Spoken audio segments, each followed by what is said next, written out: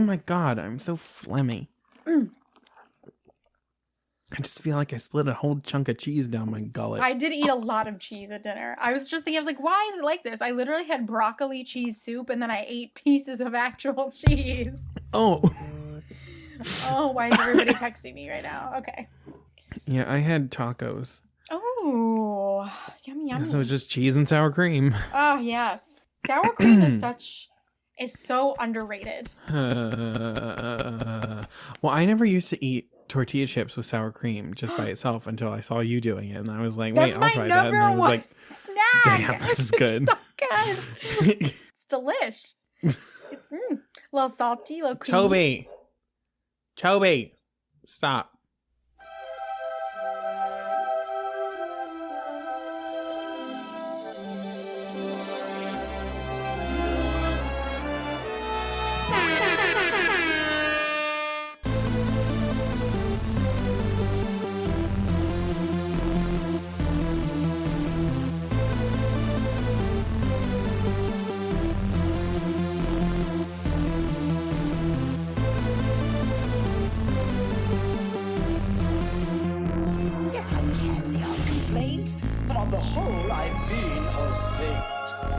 To those poor unfortunate souls. Hello, everybody, and welcome to another episode of Poor Unfortunate Podcast. My name is Caroline Ametti. Pause for effect. And I'm Conor Perkins. Ew. I feel like when you said pause for effect, it's like a sound effect, like boing. I mean, that would be the sound effect that accompanies me. There's been a lot of good, like, little tidbitty news pieces since the last time that we recorded an episode. So, you know, Splash Mountain is getting the big redo. Oh my God. The Princess and the Frog. Oh my God. The good news that we all needed, really. Yeah, and if you think it's bad news, get the fuck out of here. I feel like there was another Disney announcement. Well, I mean, they're opening. I was just watching a bunch of videos today from Tim Tracker and from this other guy that I'm watching now, Prince Dev on YouTube, who he goes every single day and films something. And so he just went to the Magic Kingdom yesterday. Yeah. I was reading some stuff of people who went to the Magic Kingdom and they were like, you know, I was really skeptical, but I feel confident in what Disney has created. And like what they've done, they're really going the extra mile. I'm just like, Florida is just such a shit show right now in terms of this virus that I'm like, I don't think this is smart. And like, even with the best safety measures in place, I just feel like Walt Disney World is just such a beacon for people on vacation around the world. And right now, like, people from other states, people from other countries coming to Florida is not a really good idea at all. And with California, they delayed Disneyland's reopening, but that was because it came from a governor's order, and that is not going to happen in Florida. Nope. Yeah, my whole, like, when we first talked about this 2 episodes ago, my idea about it was just, you know, it's, you know, missing the, you know, character close-up interactions and the fireworks and things like that. I'm like, you know, it's not the same. But now it's just changed. Now it's not safe. Yeah.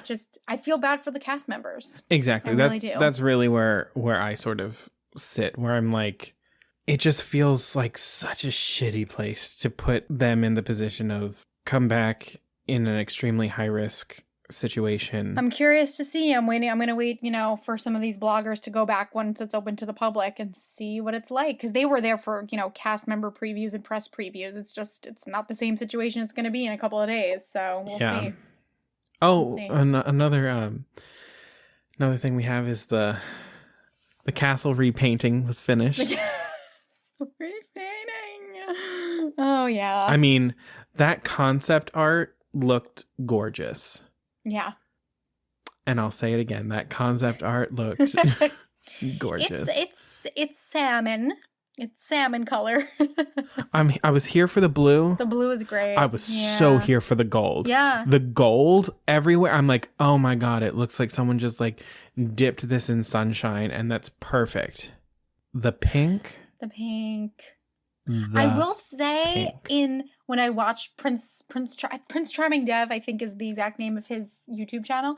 In person, it's not as bad as photographs, I want to say. I don't care. So it gave me a little bit of hope. The photographs were not good. I just I don't understand why all of the Disney castles need to like look exactly the same. Like, why are we painting them all the same color? I know. Like, now if I want the real Cinderella castle, now I gotta go to Tokyo? Are you shitting me? I'm honestly glad though that, and this might be an unpopular opinion, but I'm glad that they're not like in some way rebooting the birthday cake castle. Oh God, that monstrosity. That thing it's such classic like 90s awesomeness, but it's also so ugly, and I was really afraid they were going to try to do something like that again. I know, it was like a birthday cake mixed with a sundae mixed with like a bad fruit cake and a pineapple upside down cake. Like, it was just not, it wasn't classy. It was not classy. This episode, as you have probably figured out by whatever we end up titling it, is about Disney Plus. Yeah.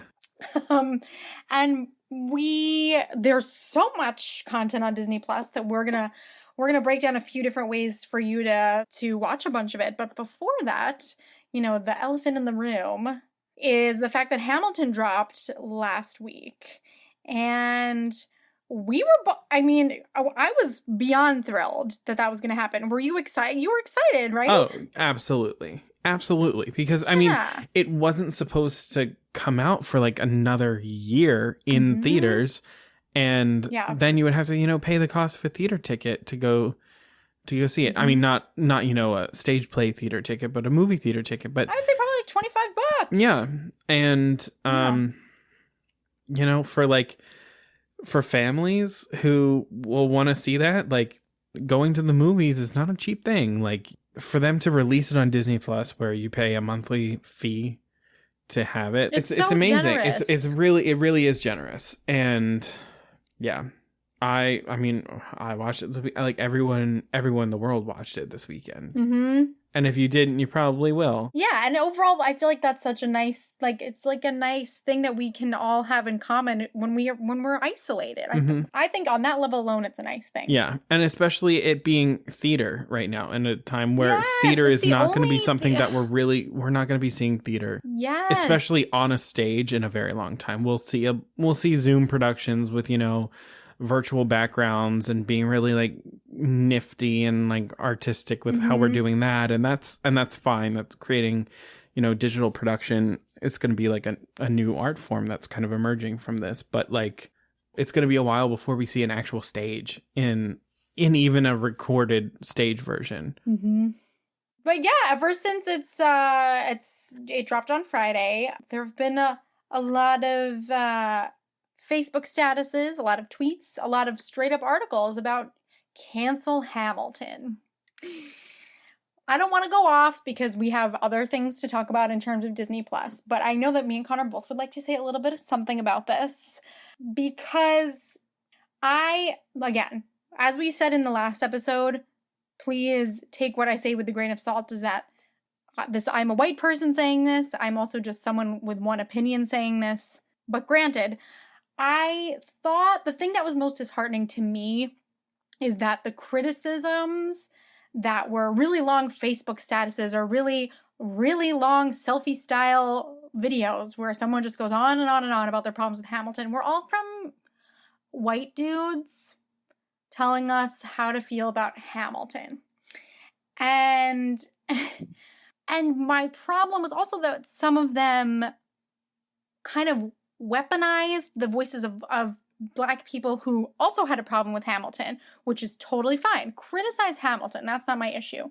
But they would take a status from someone who's Black who has a problem with Hamilton and weaponize it to say, well, I must be right because this Black person agrees with me. And it's just back to that idea that we talked about this a little bit in the last episode. Everybody knows this by now, I thought. Black people are not a monolith. So if one Black person doesn't like Hamilton, that doesn't mean that everybody has the same opinion. And so One of my friends who I hope that one day we can have her on the podcast because she is a former Disney cast member. I asked her if I could shout her out. Her name is Regina Russell, so hopefully we'll be hearing more from her down the road. She originated one of the roles in the Star Wars stage show at Hollywood Studios. She made a great video just breaking down her issue with this criticism of Hamilton that's going around and cancel Hamilton. And her overall point was, there's no problem if you want to bring critical energy and you have a criticism of Hamilton. But what she said is, you need to bring this same energy to your criticisms of white art, and people just don't. Like, for example, and she used this example, it's a great one. The Greatest Showman. P.T. Barnum was a terrible man. But I heard one or two people be like, why did they make a movie about P.T. Barnum? He was a bad dude. But there wasn't a whole movement of cancel The Greatest Showman. The energy is just not the same, and art can't be everything to everybody, but people have this opinion that art made by Black people, Indigenous people, people of color, it's held to this higher standard that is just not realistic, as if Hamilton has to be a completely accurate history lesson. Yeah, I think there are like a lot of valid criticisms. For and sure. They should be listened to. Yes. My one caution is, we can hold both at the same time. We can hold those criticisms, give room for them, and see what needs to be improved, while also looking at what this show has done and what it's done for the art form in terms of inclusivity, diversity. That show employs so many Black, Indigenous, and people of color. Mm-hmm. And that's what bothers me about white people. If we cancel Hamilton, like we put all those people out of a job, right. And it's like, and who wins? What bothers me specifically about white people criticizing it too is that it's under this assumption that these performers didn't consider all of these things when choosing to take the role, when crafting their performance of the role. It's like assuming that these performers are ignorant to all of these things, which if you listen to all these interviews, they were not at all. So like, who are all of these white people to tell them that they don't understand the hidden history? They know, they knew. You can listen to any interview with these cast members. Yeah, and actors' preparation goes more than just memorizing the lines. Mm-hmm. I mean, I was saying this to Caroline the other day where I'm like, I think it would be considered a bad musical if, Angelica Schuyler was standing on the edge and like every 5 minutes just goes, remember, everyone here was a slave owner. And like, it would interrupt the flow. Like, then it would become performance art, which that's another thing, and that's fine. But in terms of what they're trying to do here, like... No, but you're right. But speaking of performance art, though, another great point that Regina had in her video when she talked about this was talking about having people of color playing white people who owned slaves is a statement in and of itself because of the theater studies theory of the Brechtian alienation effect. Because they look so unlike who the people actually were, it's a critique in and of itself. Especially considering that Thomas Jefferson would probably roll over at the idea of a Black man playing him. Even if the show, which it doesn't, did glorify all of these historical figures as perfect leaders, perfect people, it would already be subverted by the fact that people of color are playing these white people. Yeah. And the whole theme of Hamilton is about examining who's telling the story and why they want to tell the story. Mm-hmm. So because Burr is narrating it for a very different reason than Eliza decides to keep the story alive later on. That's the theme of the show. The very theme of the show says that stories are completely subjective. Yeah. Yeah, Lynn's version of this story is very different from Ron Chernow's biography of the story. And exactly. Let's also not dismiss the fact that this is based on a biography and that Lynn consulted with Ron Chernow pretty extensively, and then eventually got to a point where he had a conversation with Ron Chernow where Ron Chernow was like, you're making art, like you don't have to have every little thing historically accurate. You can take some liberties. Like, you have to worry about making words rhyme. Like, you may have to put some things in there that aren't necessarily true. Like, Schuyler did not only have daughters, he had sons. Like, Right, exactly. Like that was And stripped away. And that's Hamilton and Elizabeth had 8 kids, even after the Reynolds pamphlet. Like, they had more kids. Like, it's just, yeah. I mean, we could do a whole episode on this, but we're not doing that today. But, I mean, you know, the thing that bothered me most of all is just that the most long-winded criticisms that I've seen are from white people when, to me, you know, listen, if you're right now, there's no one right way to be an ally, of course, and I'm not an expert and I'm not pretending to be, but I feel like right now you could be using your internet and social media real estate to, you know, pass along some numbers to for your representatives, or passing along some important headlines or information that people, instead of your long-winded status about what you think of Hamilton. I completely agree. I'm like, if you're a white person and you think that your critique of Hamilton is what the world needs right now, take a breath, settle in for a little bit, and listen to people of color speak about it, and let their voices be enough. Their voices, that would be enough. Their voices can be enough on this issue. We don't need to add the white voices to this one. What a great point. That's exactly what it is. And because it's also, you know, the constant one-upmanship and hot take culture of social media where, you know, if you don't have the flashiest or biggest sort of point of view on a subject, you sort of get buried in the rest of the tweets. And I mean, you know, Poor Unfortunate Podcast, like, we're not immune to that either. Like, we've got a lot of hot takes and stuff like that.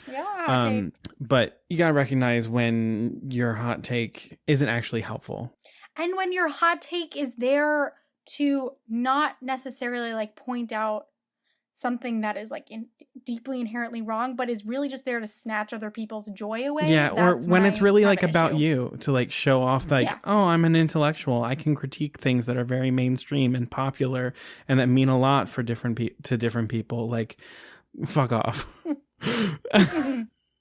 All right, we can transition off of Hamilton now. Yeah. I think you've really been wanting to talk about that one. Yeah. Yep, that's all.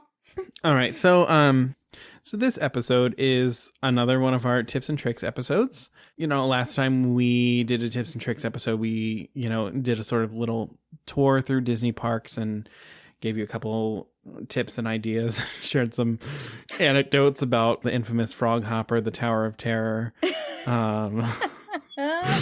So this episode is, you know, all about Disney Plus and how you can make the most of it. So we have a couple tips for some, you know, lost hidden gems that are on Disney Plus that you may not know about, or maybe you didn't look that hard because you're just always flipping through the animated features and are missing out on some of the other things.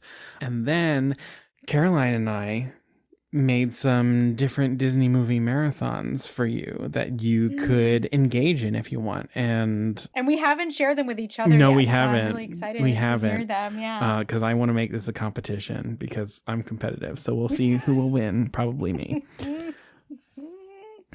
So, you know, hidden gems. Let's start there. Yeah. Caroline, what are some of the hidden gems that you found on Disney Plus that you want other people to know about? So one of them is, I have watched and I totally didn't even realize it was on Disney Plus, is the 2005 TV production of Once Upon a Mattress, starring Tracy Ullman and Carol Burnett, Zooey Deschanel, Matthew Morrison. Because, you know, we were talking all about the, you know, the ABC musicals, and I kind of, in my mind, it was just Cinderella, Annie, and The Music Man. But I forgot that they did Once Upon a Mattress, and it's a really, nothing can beat the original Carol Burnett version, but getting to see Carol Burnett as the queen, so fun. I honestly really forgot that Disney did it. Carol Burnett is in all her glory. The songs are so good. Tracy Ullman is really fun as Princess Winifred. It's just a good time. I really enjoy that version. You're also a slut for that show. I am such a slut for Once Upon a Mattress. I did it in middle school like everybody else in the country.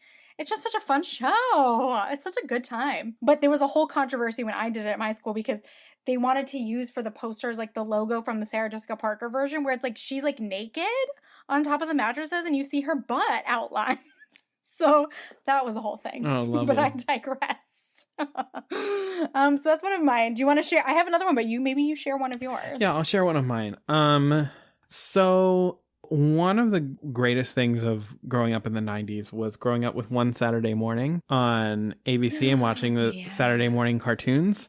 And my family's favorite was always Recess. And the entirety of Recess is on Disney Plus, including the films. And one of those is Recess School's Out, which is one of my favorite Recess movies ever. Yes.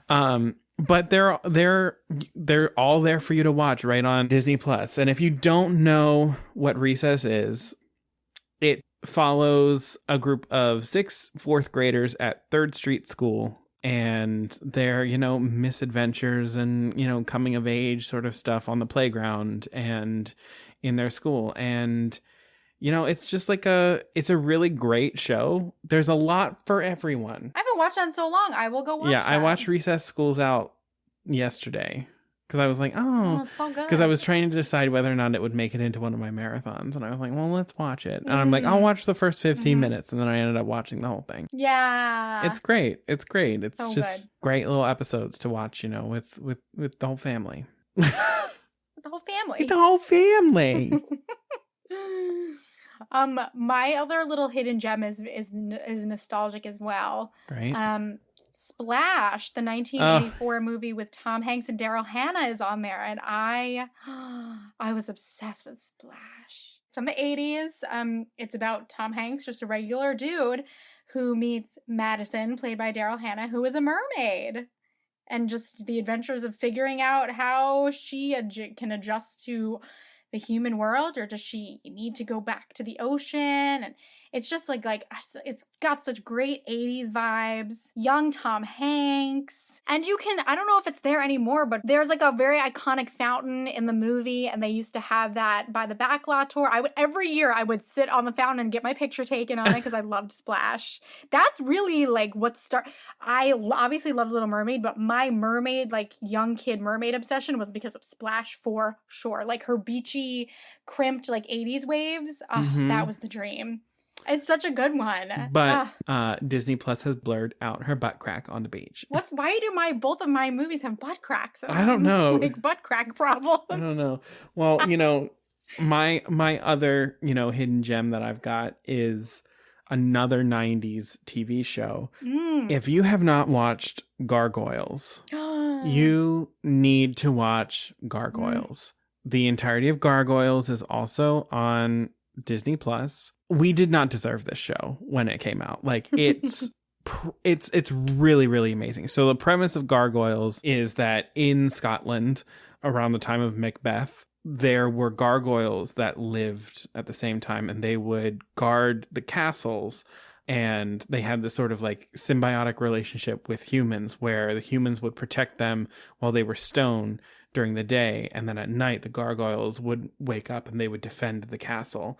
And they were these superhuman beings. And then they get cursed, and they essentially get frozen as statues until the curse breaks when the stones are above the clouds.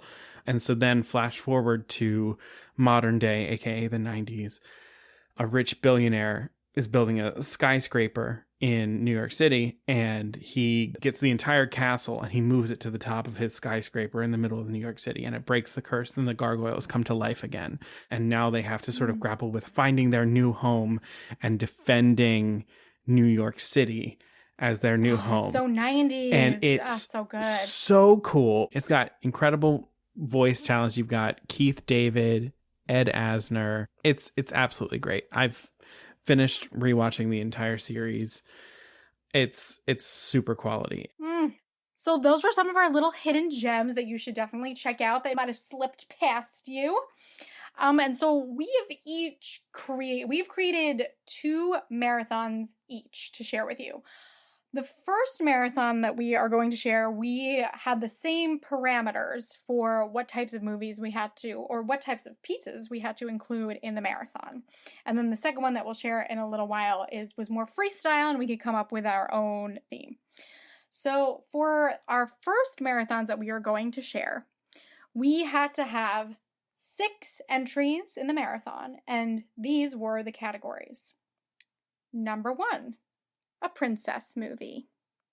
Number 2, a live action movie. Number 3, a forgotten movie, whatever that means to each of us. Number 4, a Pixar movie. Number 5, a hand-drawn movie, hand-drawn animation. And number 6, something that's not a feature film. And so let the games begin. All right. You want me to go first? I do. All right. So out of those criteria, I couldn't help myself. I had to find a theme because you got to make it make sense. If you're doing a Disney movie marathon, there's got to be some sort of flow that's tying everything together. So I was, kind of going through a couple ones, and I really was inspired by Hamilton. So I wanted to keep on with a theme of movies with a revolutionary type of theme. Fun. All right. So my princess film that I chose is Pocahontas. Because she is the cultural equivalent of a princess. And, that movie tackles a lot of, great themes about standing up for what's right. And I almost picked it too. I'm glad I changed it. And, it's a great film with incredible music, incredible voice acting, and stunning visuals. So my live action film is Rogue One, a Star Wars story. Ooh. Which, if you haven't seen Rogue One, you have to. If you've seen it and you were like, I don't want to watch it again, because every single time that you watch it, it just gets better and better and better. And it is all about rebellion, standing up for what's right in the face of adversity, and, giving it your all because it's what you believe in, and coming from a place of hope. Good choice. So yeah, my Pixar film, I'm going way back to the beginning, A Bug's Life. Nice. Which A Bug's Life is another story about people coming together in a group where standing alone, you may be few, but as soon as you start, putting people together, there's a lot of power there, and a lot of agency. And I think that what a movie good one. is really, it's so good.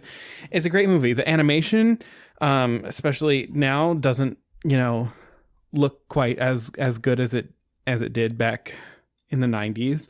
But it is still a quality movie. The story is still great, and it's based off of Aesop's fable, The Ant and the Grasshopper. So yeah, Bug's Life. Don't sleep on that one. All right, my forgotten Disney film. This is one of my all-time favorite films. Bedknobs and Broomsticks. Yeah. Bedknobs and Broomsticks. If you don't know Bedknobs and Broomsticks, Lord. Okay, so Angela Lansbury is an apprentice witch living in England during World War II.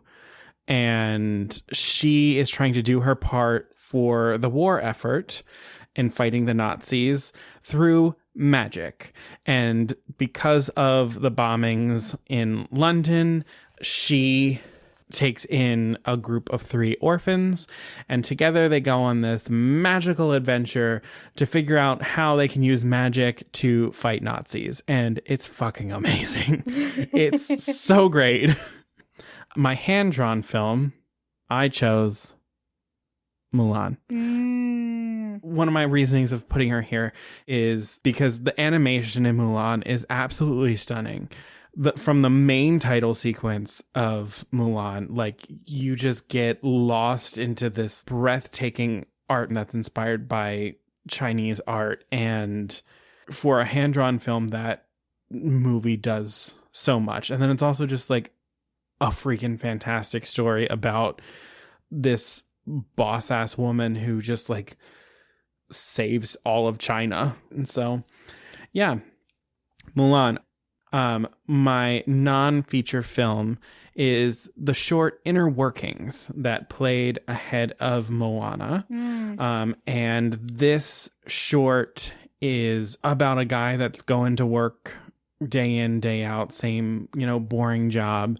And his brain is like very much, in control of everything that's going on in his body and just going through the emotions. But his heart wants to take the reins. And it's about the struggle between the two and the brain letting go, and then seeing that and how that inspires other people to do the same, and join in that. So That's more of a stretch on a revolution, but it's a different sort of revolution. It's like a struggle within yourself that then bleeds out to other people. So that's my marathon that I've got for you. So again, the movies for this revolutionary Disney movie marathon are Pocahontas, Rogue One, A Bug's Life, Bedknobs and Broomsticks, Mulan, and the short Inner Workings. So yeah, there you go. It flows so nice. All right, you're up. All right. So for my princess movie, I, for a long time on here, had Pocahontas as well, but I just couldn't get Tangled out of my head. It's such a perfect film. That's the thing. I'm like, oh, Tangled. Everybody knows Tangled. It's not an interesting choice, but that film is perfect. I remember being so surprised by it the first time I saw it. So if you've never seen it before because you think it's kind of gonna fall into the same pattern as a lot of other princess movies, it doesn't. The voice acting performances are wonderful. It's beautiful looking. It's so I find it to be have a slightly more of like a grown-up edge to it too than some other princess movies. It's beautiful. Yeah. So, for my live action, I chose 2013's Saving Mr. Banks. Oh! Yeah, exactly, because it just, your heart. I mean, I wanted to put something with a lot of heart on this list, and this definitely fits the bill. And it was partially just for me because I have not rewatched it since I saw it in movie theaters in 2013. Me neither. Yeah, and it moved me so much then. And again, I mean, Tom Hanks is Walt Disney, and Emma Thompson is P.L. Travers. I mean, Emma the scene of but Emma Thompson watching the final film that's what in I think the of when I movie think theater of this movie. And just weeping, and Walt Disney behind her, and it's Tom Hanks, and he's just holding her. Yeah, it's beautiful just as its own standalone, like heart-wrenching film. But I also think it's just fun for a lot of behind-the-scenes Disney tidbits about how Mary Poppins the movie came to be. I just found it really interesting. So Saving Mr. Banks. So for my forgotten Disney film, unpopular opinion, I know for the few people who did see this, they don't like it. I really liked it. I can't explain why. It's the 2003 Haunted Mansion with Eddie Murphy. I know that there's a lot of people really hate this movie. Number one, I put it on here because I bet a lot of people haven't seen it. I remember when I went to the movies to see it, me and my family were the only people in the theater. But I've always been obsessed with the history of the Haunted Mansion attraction and how it started with a walkthrough idea and what the backstory of that version of it was going to be. So I just really like this for the fact that the story of why the Haunted Mansion is haunted is filled in. So Eddie Murphy, plays a realtor who brings his family to the Haunted Mansion for what's supposed to be a fun family vacation, and then they get dragged into the mystery of why this mansion is haunted. And I remember at the end, it for real gets scary. Because I mean, sorry, spoiler, the villain gets dragged off to hell at the end of the movie. It's pretty dark. Also, around 2010, Guillermo del Toro was going to remake it. And now it seems like there were a couple of versions of the script that got passed through Disney. It seems like the plan has been abandoned, but I think you should rewatch it or watch it for the first time and decide. And then we can remake it. Remade. And then we can remake it. Yeah. I'm not against it being remade at all, but I do think this is a great family version because the Guillermo del Toro one's going to be kind of scary and dark. So I think I like this. For the Pixar movie, how do you choose from Pixar? All these movies are so good. I chose Monsters, Inc. because it's one that I love. It's one that I haven't rewatched in a long time. One that is Pixar movies are infamous for being, tearjerkers and just like hitting you right in the heart. And I don't think Monsters, Inc. gets enough credit for how touching the story is, especially, the relationship between Sully and Boo, but the friendship between Mike and Sully is so iconic now, and I realize I haven't really gone back and rewatched the original. I went to see, you know, Monsters University in theaters, and I think it's just, you know, time to come back to Monsters, Inc. I also just love the credits music in that movie. Oh, yeah. Randy Newman. Classic Randy Newman. Ah, so good. Yep. For the hand-drawn movie, this falls into the same category as the princess movie for me, which I'm like, there's so many I could choose, but there was one that just kept calling my name over and over, and it was Hercules. Mm. Because it's the best. I feel like Hercules kind of had a bit of a delayed reaction in getting appreciated as a Disney movie, because I feel like it was people our age who, once we got a little bit older and we thought back on all our childhood movies, were like, you know what still slaps? Hercules, or really slaps. It's so good. My family, we got real into Hercules. Like, we had the Hercules plates.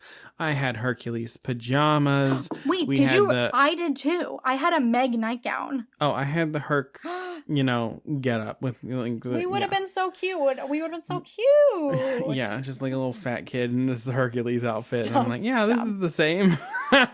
Stop. Oh my gosh. And, you know, now, you know, they did a production of Hercules at Shakespeare in the Park last summer. So hopefully we will be seeing that make its way to Broadway. Knock on all of the wood. Yeah, Alan Menken said that he is interested in developing it further. I don't think that version that we saw in Shakespeare in the Park. Yeah, because that was built for public works. It was built for public works. Yeah. And for my non-feature, I decided to go with a Disney Plus series, Encore, which, if you do not know, it reunites old high school musicals. People who did their high school musical together in whatever year. Now, many years have passed, and they're coming together to do one last encore performance of their high school musical. It was very hard to pick an episode because I have a lot of favorites. I know, I do too. My top three, I haven't seen every single one yet, but my top three right now are Oklahoma. Oh, Oklahoma, yep. Because it's very touching. It's so good. And it actually ends up being an excellent production too. That's the important part about this for me, is some of these productions, when they put it together again, you're like, ooh, that wasn't very good. But some of these, and this is why this is the one I will ultimately pick, I would recommend seeing the Sound of Music episodes. Oh. Because I thought it turned out to be an excellent production when they remount it. And there are also just a lot of really moving stories about what has happened to all of these people since they graduated college and how their lives have gone. If you just need to laugh, you have to watch the Grease episode. Oh my God. This group of people who put back on Grease are are older and they're from New Jersey. The woman who plays Jan is a hoot. So is the woman who plays Rizzo is hilarious. Oh my too. God, she's so funny too. But wait, did you see the Godspell episode? I still have to watch the Godspell episode. You have got to watch the Godspell episode because I think that will take your place for your favorite. Okay. So to summarize, my marathon is Tangled, Saving Mr. Banks, Haunted Mansion, Monsters, Inc., Hercules, and an episode or 2 or 3 of Encore. 2 or 3 episodes. All right. So those are our 2 marathons that we had that were based on criteria. Now, let's move on to our freestyle Disney movie marathons. So for my freestyle Disney movie marathon, I chose 6 films as well. And my theme of this one, I struggled. I had so many different themes. So many themes. Oh gosh, me too. What a mess. So my theme for this is the art of Disney animation. Ooh. So what I've done is I have taken 6 films from the 7, possibly 8 eras of Disney animation, 1 film from each era. And I cut out 2 of the eras because you can argue that they're lumped together and then one is just, a piece of shit anyway. So we'll start in order and we'll go from the earliest and then we'll move forward. Great. So for the first movie in the marathon, we're starting with the Golden Age, which is between 1937 and 1942. This includes films such as Snow White and the Seven Dwarfs, Pinocchio, Fantasia, Dumbo, and Bambi. So one of the things that, really sets this period apart was that these are all the films that are overseen by Walt himself as he was establishing Walt Disney Studios. And one of the things that it's said about the animation during this period is that's the tar and sugar era. So what that basically means is that they would sandwich really, really, really dark sequences between two light sequences, both physically dark and content-wise dark. And so that's where you would get these extreme sort of mood shifts in the films, and that's where they get the tar and sugar. So one of the movies I think does just an absolute like beautiful job at this, and is the film that I've selected to represent the golden age, is Snow White and the Seven Dwarfs. Because, I mean, how do you not start with, you know, the art of Disney animation without starting with the first feature-length animated feature? And yeah, when you think about it, especially with the sort of like tar and sugar, dark and light sort of effect, you've got, you know, Snow White singing out by the well, someday my prince will come, and then boom, you're hit with the evil queen and she's doing her stuff. And then you got Snow White and she's picking flowers, and then boom, she's in the haunted woods. But just like the use of color and light in that film, they use watercolor backgrounds, which there are very, very few Disney films that actually use watercolor backgrounds. It's just so intricate. There's so much to look at in the movie. So that's why I think that that movie is really important and why it's my golden age choice. So moving ahead, the next era of Disney animation is the wartime era, or it's also called the package era. So this is movies like The Three Caballeros, Fun and Fancy Free, Melody Time, Saludos Amigos, Adventures of Ichabod and Mr. Toad. I'm choosing not to select a film from this era because it is so niche and there's actually not really a whole lot that's uniting any of the movies. So hello, wartime era. You're between 1943 and 1949. Goodbye, wartime era. We're skipping you. We're now moving on to the Silver Age. Yes. This is also called the Restoration Age, and this is between 1950 and 1959. And this includes movies such as Cinderella, Alice in Wonderland, Peter Pan, Lady and the Tramp, Sleeping Beauty, 101 Dalmatians, The Sword and the Stone, and The Jungle Book. So this is when Disney started really making big budget feature films again after the wartime era. And it's marked with really, really, really stunning animation over ornate backgrounds with soft colors. And then the end of this era is marked with the passing of Walt Disney. His final film that he was working on was The Jungle Book. So my choice for the Silver Age is Sleeping Beauty because, I mean, how could you not? Like, look at that film. It is absolutely stunning. It's inspired by medieval paintings and tapestries, the artwork, the background, the landscaping, and everything like that. So one of the animators, Ivan Earl, he went to the cloisters at the Metropolitan Museum of Art, and that's where he started getting really inspired by the medieval art and the unicorn tapestries there, and came back to Walt Disney and was like, look, I really think we need to use this art. And Disney was like, yeah, let's work on it with Sleeping Beauty. It's absolutely beautiful, that film. You truly do get lost in that world. It's just so specific, and you really don't see any other Disney film quite like it. And it really is doing something very, very special, especially with the art. So that is why Sleeping Beauty is my selection for the Silver Age. My third choice, this is in the Bronze Age, also the Dark Age. This is where people sometimes will split up and they'll separate the Bronze Age, the modern age, from the Dark Age. But I'm going to, for all intents and purposes, lump them together. So this is the period from 1970 to 1988 and includes films like The Aristocats, Robin Hood, The Many Adventures of Winnie the Pooh, The Rescuers, The Fox and the Hound, The Black Cauldron, The Great Mouse Detective, and Oliver and Company. So this was a period where they were dealing with the death of Walt Disney, and they were trying to figure out what this studio is doing and how are they going to move forward without their fearless leader. And so it's very much a period of trial and error, and it was also where they started to move away from the fairy tales and focused on more secular stories. And they were also starting to shift more and more away from hand-inked film cells to xerography. And what xerography is was basically Xeroxing film cells to save time and then filling them in with color, because Xerox would only copy the black structure. So that's why you get the sort of, they're called scratchy films. So that's why when you watch them, you see a lot of the like lines are really harsh and shaky. Yeah. And it's because they're Xerox copies. My choice for the Disney Movie Marathon for the art of animation out of this one is The Rescuers. I knew you were going to put love The Rescuers in one of them. so much. I knew it. It's gotta Yeah. be there. It's such a good film. And this movie is just, it's beautiful. It really is beautiful. This is where you started to see them improving xerography, where instead of using black, they started finding like medium gray toner to use. And so they were able to soften some of the lines down. There's just so many really great tonal shifts with the color of the movie.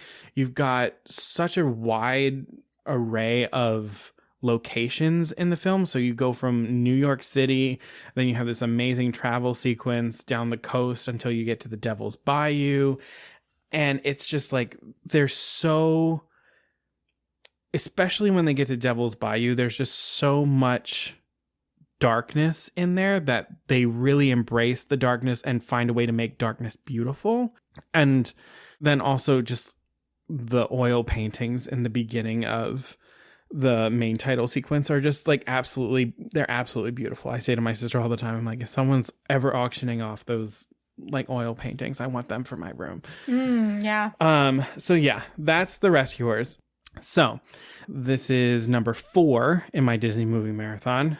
This is the Disney Renaissance. Oh boy. This is probably the period of film that most people are familiar with. This is 1989 to 1999, and it's usually regarded as the pinnacle of Disney films. This is when they really started embracing the sort of Broadway formula and went back to the Disney musical route and really started amping that up. So it started with The Little Mermaid, which was the first Disney princess film that they had made in about 20 years. And that's when they really, really started perfecting the xerography. So they started eliminating some of the scratchy films. And with my choice for movie, which is Beauty and the Beast, this is where they started incorporating the computer animation production system, which is called CAPS. And that really, really sets the animation apart. So why I chose Beauty and the Beast as my film for this one, I mean, I feel like all of these are obvious to me, and I keep saying that it's obvious, but Beauty and the Beast, that film is absolutely stunning, beginning to end. It's perfect. It's perfect. You don't touch it. This is why we shouldn't have done the live action remake. Like this, it's flawless. It was nominated for Best Picture as an animated feature. So this computer animations production system that they had, basically what this did is it increased the amount of color palettes that they were able to use. So the color palette got so much wider because it could just render so many more colors. It basically started to replace the xerography that they were using. So then they would scan the images into this processor, and then it would turn it into computer graphics that they would render. And it allowed them to work in the CGI space. With Beauty and the Beast, however, they were looking at it and they were like, we are not going to use any type of computer graphics with this film because the technology is not there. So they proceeded to continue to do the film in 2D animation. By the time they started nearing the end of the film, they looked back at the technology and they were like, okay, we think that the technology has improved to a point where we will use it in one scene. And the only scene that they used it in was the ballroom scene, where the ballroom is rendered as CGI and then the characters move through it as 2D. And what that allowed them to do is the crane shot, where they're basically able to manipulate a virtual camera through 3D space. Oh, it's so good. The technology that is used in that film is really what sort of revolutionized, and while The Little Mermaid in terms of story and structure really sort of kicked off the Disney Renaissance, Beauty and the Beast is where the animation really kicked in. So moving on to the post-Renaissance era, this will be my number 5 pick. Okay. This period is between 2000 and 2009. The films in this, there's a whole swath of films in here. You've got Fantasia 2000. You've also got Dinosaur. You have The Emperor's New Groove. You have Atlantis, Lilo and Stitch, Treasure Planet, Home on the Range, Brother Bear, Chicken Little, Meet the Robinsons, and Bolt. So what really sort of defines this era is they're trying to find a new method of storytelling. It's very reactionary towards the rise of Pixar. It is really a transition period for Disney where they moved away from their traditional animation techniques, and then you see them experiment with CGI, go back to 2D animation, and then really start to kind of firm their footing with Chicken Little, Meet the Robinsons, and Bolt in that sort of CG world. So my selection from this period is Lilo and Stitch. Oh. Lilo and Stitch, in addition to being a great movie, I think is also really important for kind of the artistic quality of Disney animation. This is another one of those films, much like Sleeping Beauty, where Chris Sanders dictated the design, which is very much the way that he designs characters, as opposed to the sort of like canon that most Disney animators design from. So they were animating to his style as opposed to using one of the sort of like house concepts. And Lilo and Stitch is actually one of those few Disney films that also uses watercolor backgrounds. So they took that technique from the golden age and they brought it back with Lilo and Stitch. And it really makes a difference when you watch those backgrounds. There's so much more movement in them than the gauche backgrounds that they usually use, which are much more subdued and they're more consistent. The watercolor sort of has a life of its own. And it's beautiful. Another cool thing about it is all the extraterrestrial elements of Lilo and Stitch are all inspired by marine life. So whales, crustaceans, and that sort of thing. So it really sort of blends with Hawaii, where water is such a huge element there, and then the watercolor background. So there's just such a beautiful blend of all of the art working together in a really special way for a story that is so human and space. So yeah, that's why Lilo and Stitch is my post-Renaissance. And then my final pick, oh boy, is from the revival era. So this is 2010 to present. So this starts with Princess and the Frog, where they go back to their 2D animation after not so much success with their CG films.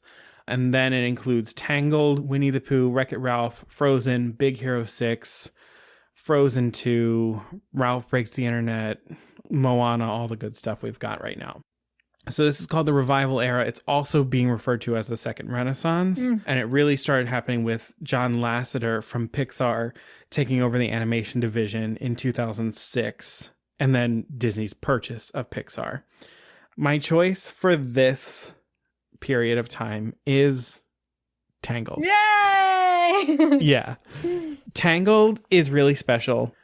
I think this is probably one of the most important films that Disney Animation Studios has probably ever made because of a man named Glenn Keane. Oh! He's brought you some of the most amazing characters that you've ever seen. He animated the Beast. He animated like everyone all through the Renaissance. He was heading up Tangled. He wanted to do it as a 2D animated feature.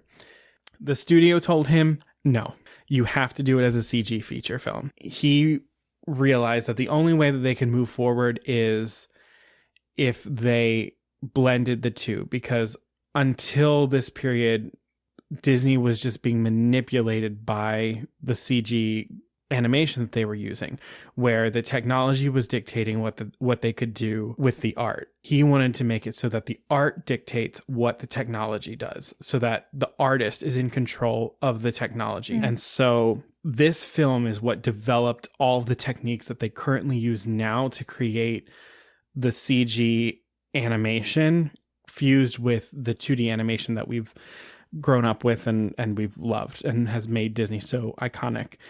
Some of those big rules include non-photorealistic rendering. So that means not rendering things exactly as they are. He wanted to create a sort of look of a painting, of a living painting.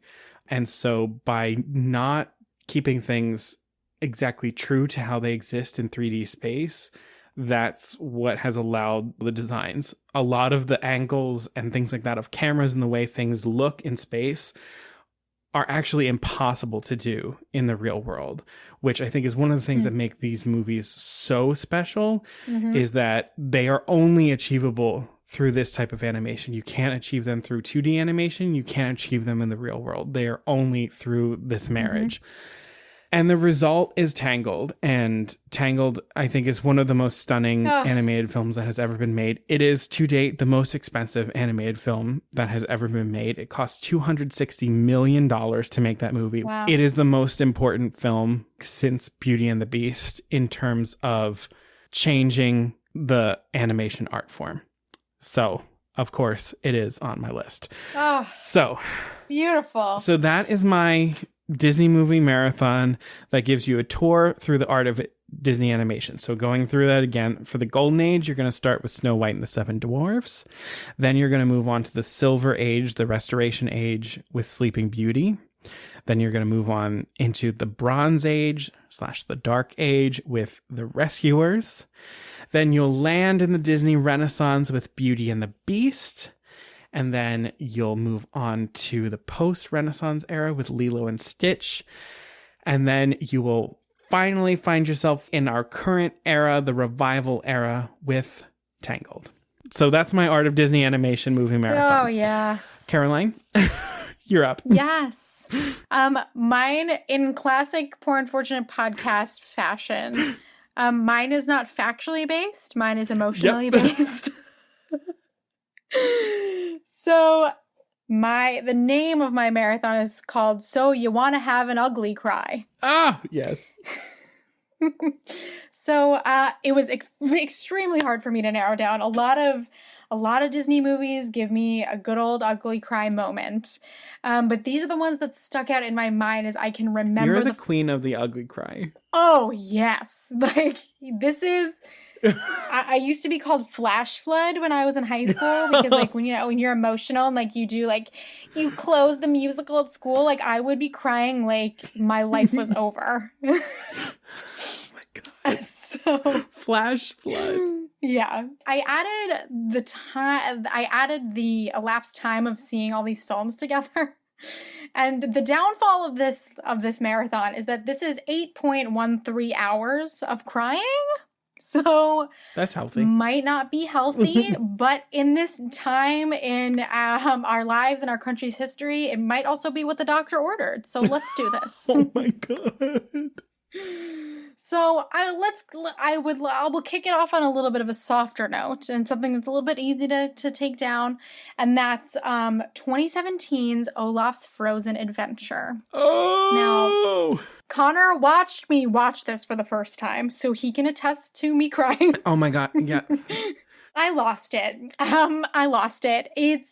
I'm always going to get emotional when we can get a little bit more of a focus on a lovable sidekick and a little bit more backstory about why the main characters love that sidekick so much. We don't always get that. We don't always know why.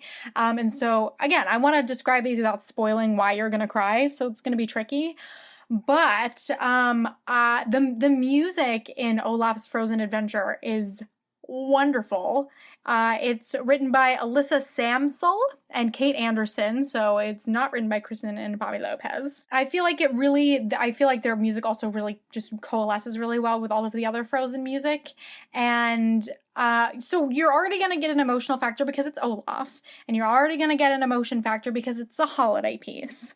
But the reason I cried, no spoilers, is because of the final song in Olaf's Frozen Adventure, which is 24 minutes long, that's called When We Are Together, which I think should just be the Christmas song of Christmas always. Always.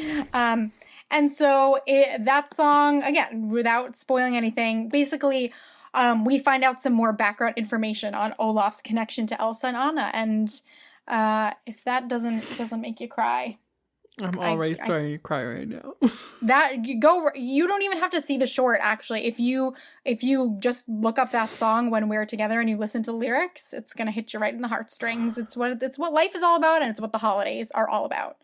Beautiful. So then, this was another big cry in Disney history for me, was The Princess and the Frog. Oh my god. First of all, there are parts of Tiana's story that make me super emotional. I mean, just the fact that she is based on Leah Chase, who's a real woman who from New Orleans who opened her own restaurant. There's an emotion factor in that for me already. But one of the big themes of the movie is that the way to bring balance to the achievements and the big moments in your life is having someone you love to share the experience with. And that, for me, I mean, Tiana experiences that and learns that, and everything that she does is because she and her daddy had the dream of opening their own restaurant. So, I mean, I'm already choked up just thinking about that. I mean, anything that has to do with legacy and carrying on somebody's legacy, I'm toast. It's the end of me. But the emotion factor in this movie also comes from the fact that they were going back to, as you were talking about in the Disney Renaissance, the Broadway style of a show. So just the way that Broadway musicals are structured, they are structured to emotionally impact you. And I think there is no better summary of this in this movie than the character of Ray and his love for Evangeline. That is what absolutely destroyed me the first time that I saw The Princess and the Frog. Me and my mom saw it together. We both literally, there's a specific moment. Again, it's hard because I can't give anything away. There's a specific moment where me and my mom both went and just lost it, and it has to do with Ray. And that stamped the test of time because I went to New Orleans last summer with two of my friends who had never seen The Princess and the Frog before. So on our last night, we went back to our Airbnb and I was like, y'all are going to watch Princess and the Frog. They are ugly crying. One of my friends had to take a lap, and then when she walked back in the room, thought about what we had just seen, and then exited and started to cry again. Yep. So if Olaf's Frozen Adventure is hitting you in the family, holiday, reason for the season feels, then I would say that Princess and the Frog will really do it for you. If true love makes you cry, and if the idea of family legacy makes you cry, and if the idea of female empowerment makes you cry, this is the movie for you. Next on my list is Hamilton. But hear me out. We've talked about Hamilton at the beginning of this episode. I think that it'll hit you in the feels right now, just as we were talking about, for the pure fact that being in a theater and having that experience is just not something that we're going to have for a long time. So when I watched it when it dropped last week, that was one of the main reasons that I cried. But the feels in Hamilton are really thanks to the performance of Philippa Soo as Eliza Hamilton. Not only because watching her cry will make you cry, but because of the choices that she has made in playing Eliza. And I think that what Philippa does is gives her a little bit of a stoic, tight, straight-laced edge, which makes it all the more heartbreaking when she expresses really strong emotion. But, so, listen, if you haven't watched Hamilton yet and there's some things that you don't want to hear about it, I'm going to talk about some things that are a little bit of a spoiler because it's super important. So, we're talking about the final moment of Hamilton. This is your last chance where I'm going to start telling you things about it. So, in the finale, Who Lives, Who Dies, Who Tells Your Story, we find out that Eliza is she's the reason that we're here hearing about Hamilton. She's the one who worked tirelessly to tell her husband's story. And at the end, she says, she can't wait to see Alexander again when her time is up. It's only a matter of time. Then she turns. She walks upstage. She and Hamilton meet center stage and look at each other. They smile at each other. He takes her hand and starts leading her back downstage. He walks with her. Then he lets her hand go. And Eliza walks completely downstage. And then they say, who lives, who dies, who tells your story? And she lets out a gasp, a sigh, just an emotional kind of outburst. And she has tears in her eyes. And you're like, what is she seeing? And then her expression changes from shock and awe to like this calm like she has her hands on her heart and the lights go down. And there are so many different ways that moment can be described. When I first saw it, the way that the actress I saw played it, I thought it was her going to heaven, and then the pearly gates open and she sees Alexander and everybody who has passed before her, like her sister Angelica, her son, all of that. But we now have confirmation that part of it, if an actress chooses to play it this way, is when she's being walked by the actor playing Hamilton. That's her, passing on, seeing Hamilton, arriving to the other side, and then when she gasps downstage, it's her seeing the audience. She's breaking the fourth wall. She sees the audience and realizes that everything, I'm getting choked up talking about it, everything that she has done to, everything that she has done to protect his legacy was all worthwhile. This happened to me when I watched it on Disney Plus. It happened to me when I watched it in theaters. When the lights go down at the end of Hamilton, I literally have to put my face in my hands and wail for a minute. My fourth is the short Lava, which first appeared before Inside Out. Spoiler, Inside Out is going to be in my list as well, so I would watch it in the way that it was released and watch Lava first. Lava is basically just set to a song. It's 8 minutes long. It's directed by James Ford Murphy. He was putting the idea together, and then it all coalesced for him when he was at his sister's wedding. And she got married at 43, which is later than some people get married. And he said he was watching her stand up at the altar, and he thought about how happy she was and how long that she waited for her special day and her special person. And that's what Lava is about. It's about a lonely volcano in the middle of the Pacific Ocean, and he sees all the other wild creatures with their mates, and he wishes that there was somebody to be his person, but to be his volcano. So the 8 minutes is just his quest for his partner, his true love. It's so good. And so I sobbed watching it in movie theaters, and I just also did not know what was about to happen to me with Inside Out.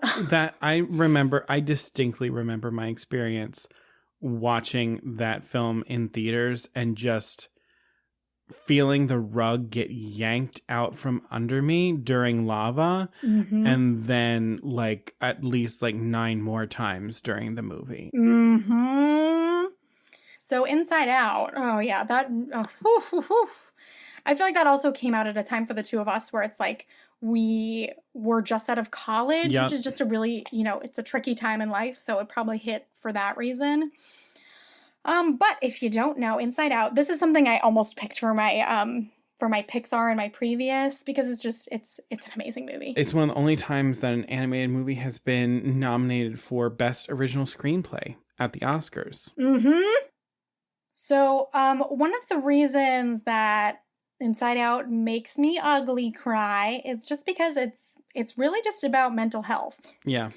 And Pete Docter, who was one of the directors, it was co-directed by Ronnie Del Carmen. Docter is the one who first started developing Inside Out, and it was because he noticed changes in his daughter's personality as she became a teenager, and it made him think of when he was growing up, how he felt different from everybody else. He said that other kids were interested in sports and he just wanted to sit by himself and draw. And he felt a lot of social anxiety at that age, being a teenager and being a preteen. And he noticed his daughter kind of developing a similar kind of shyness and being quiet and withdrawn and insecure. And so this movie came about because he started doing research about the mind, just because he wanted to be able to connect with his daughter.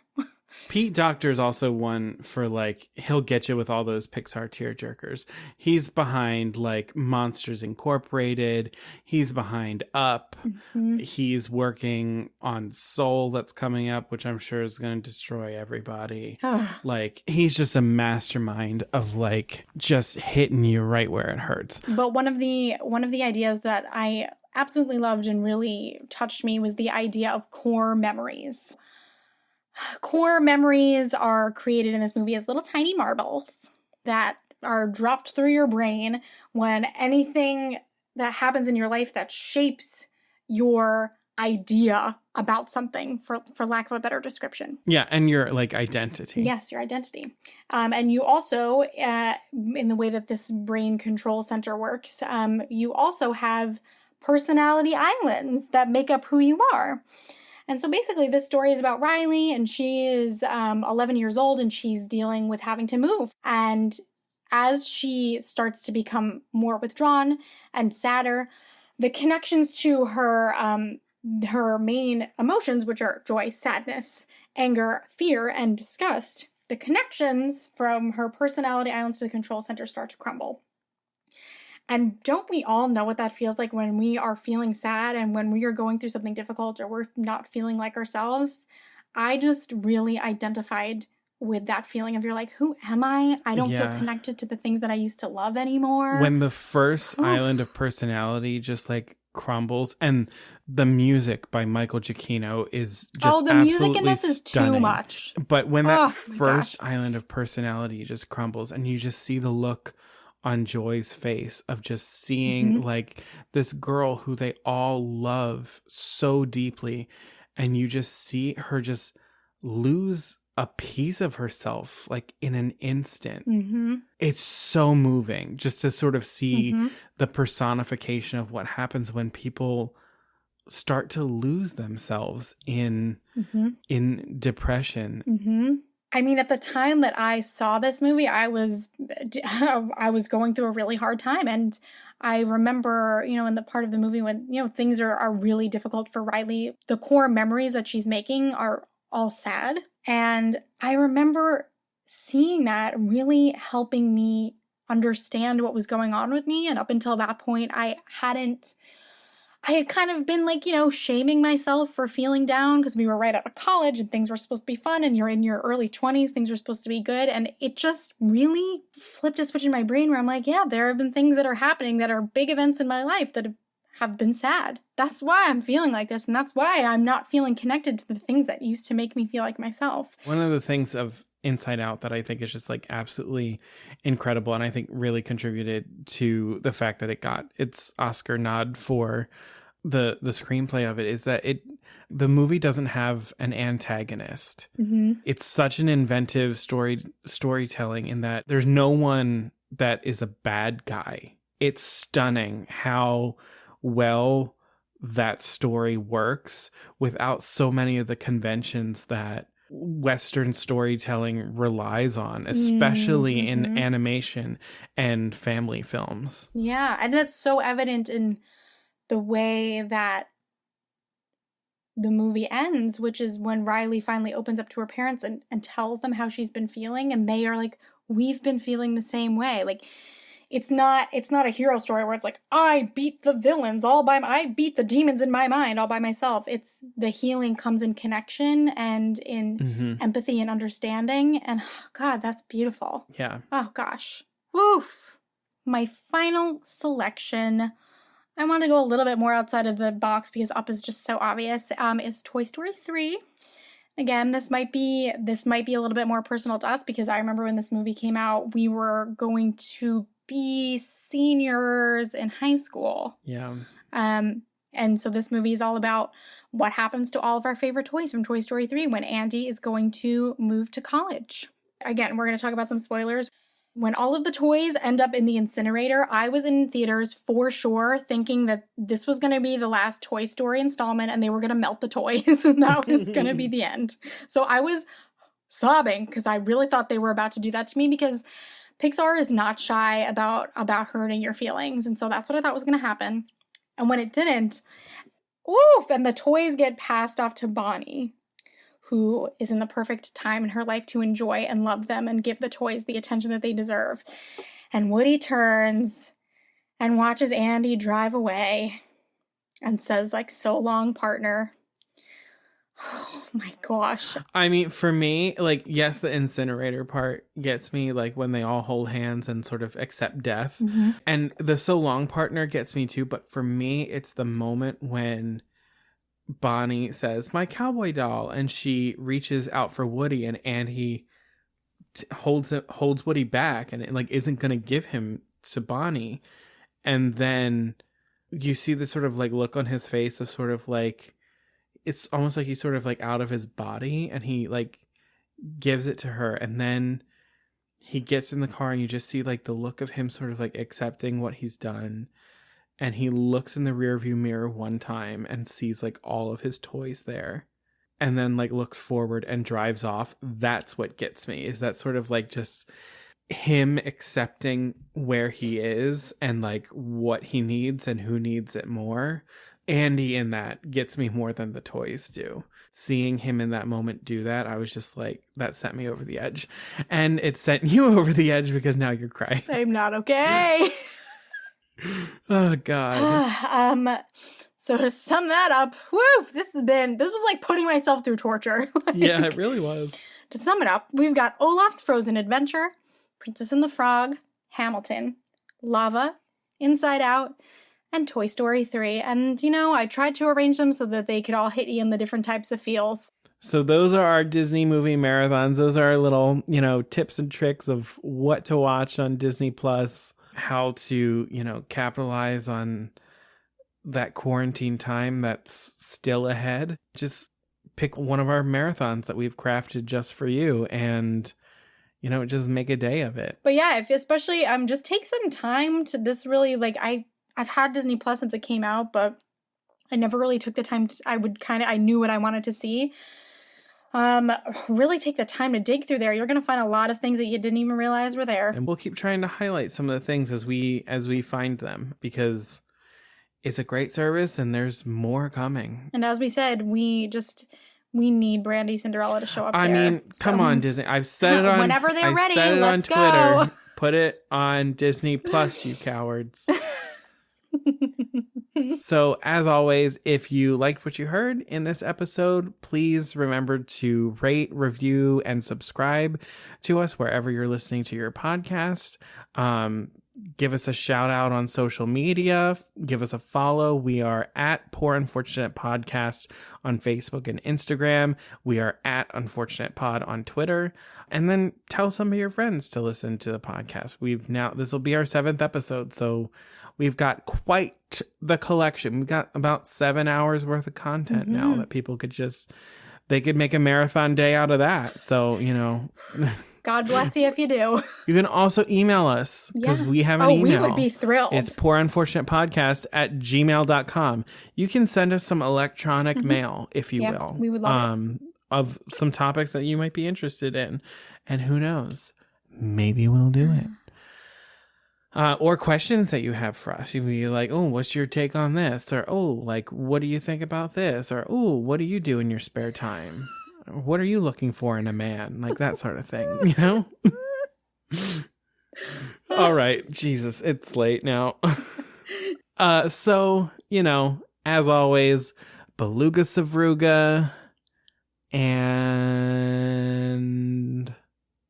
goodbye. Bye-bye. Stay safe. Wear a mask. Love you. Bye.